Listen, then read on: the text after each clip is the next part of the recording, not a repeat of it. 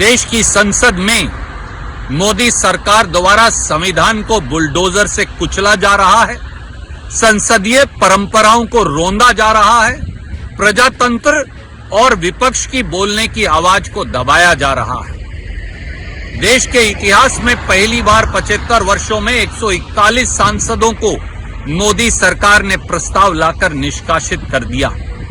पहली बार 75 वर्ष में विपक्ष मुक्त संसद बना दी गई है, वो लोकसभा हो या राज्यसभा हो। क्या देश का संविधान बच पाएगा? क्या देश का प्रजातंत्र बच पाएगा? क्या देश में संसदीय परंपराएं बच पाएंगी? ये सवाल है जो बड़े से बड़े पद पर बैठे लोगों को, पूरी सरकार को, देश के प्रधानमंत्री को, लोकसभा और राज्यसभा के सभापति महोदय को खुद से पूछना पड़ेगा कि विपक्ष अगर होगा ही नहीं, अगर विपक्ष को सरकार निष्कासित कर देगी प्रस्ताव लाकर, तो संसद चलेगी कैसे और संसद के क्या मायने बच पाएंगे। और आज चर्चा हुई किसानों के अपमान की, क्योंकि एक व्यक्ति विशेष ने कुछ कह दिया था। मैं पूछता हूं मोदी सरकार से, जब लाखों किसान दिल्ली के दरवाजे पर 3 काले कानूनों के खिलाफ भूखे प्यासे बैठे थे, सर्दी में, धूप में, गर्मी में, तो क्या उन किसानों का अपमान नहीं हो रहा था?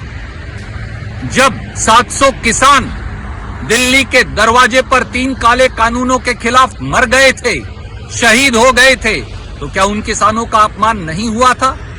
जब भारतीय जनता पार्टी के नेता हम किसानों को उग्रवादी, नक्सलवादी और एंटी सोशल एलिमेंट कह रहे थे, तो क्या तब किसानों का अपमान नहीं हुआ था? जब किसानों की पहलवान बेटियां जो भारत के तिरंगे को ऊपर करती हैं, जो मेडल लेकर आती हैं देश के लिए, जब भारतीय जनता पार्टी की सरकार देश की संसद के बाहर दिल्ली पुलिस से उन्हें घिसटवाकर पिटवा रही थी, तो तब किसानों और उनकी बेटियों का अपमान क्या नहीं हुआ था? जब देश की सेना में सेवा करने वाले किसान के बेटे, हमारे जवान 1 रैंक 1 पेंशन मांग रहे थे और 14 अगस्त की शाम को उन्हें संसद के बाहर दिल्ली पुलिस द्वारा घिसटवाया गया था, तो तब किसानों का अपमान नहीं हुआ था?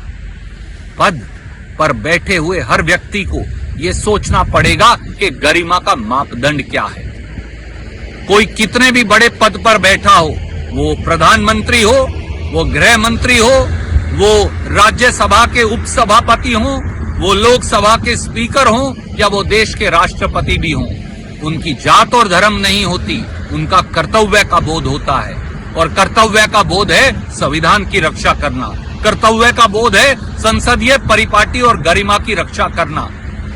जब किसान को भारतीय जनता पार्टी की नीतियां मारती हैं, तो आवाज उठाना देश के हर नागरिक का कर्तव्य है। मैं केवल इतना कहूंगा, 141 सांसदों को निकालकर देश की संसद नहीं चल सकती, देश की संसदीय परंपराएं नहीं चल सकती, उनकी परिपाटी का निर्वहन नहीं हो सकता, संविधान के अनुरूप संसद नहीं चल सकती।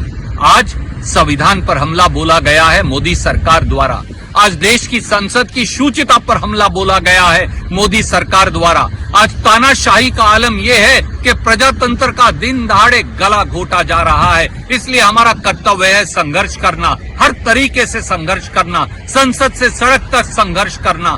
और जान लें, मोदी सरकार प्रस्ताव पारित करके वो विपक्ष का और इस देश के लोगों के हौसले को कम नहीं कर सकते। हमारा संघर्ष जारी रहेगा, क्योंकि यही संविधान की मांग है, यही प्रजातंत्र की परिपाटी है और यही भारतीयता की पहचान है।